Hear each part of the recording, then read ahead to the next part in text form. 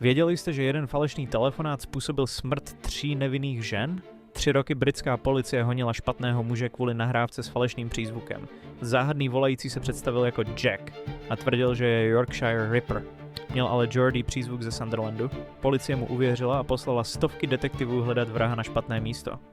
Mezitím skutečný vrah Peter Sutcliffe pokračoval v zabíjení žen v Yorkshire.